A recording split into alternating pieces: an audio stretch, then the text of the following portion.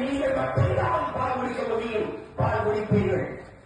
ஆனால் பூமி தாயின் நுழைவாக உலக உயிர்களின் தாய் அறிவியை அப்படி நீங்க ஏத்துங்க தெரியும். ஆடு மாடுகள் புல் பூண்டு நாய் நரி கொக்கு காகம் குருவி தேர் பூச்சி வண்டி எல்லாத்துக்கும் பூமி தாயின் மாடுகளில் இருந்த பால் அறிவி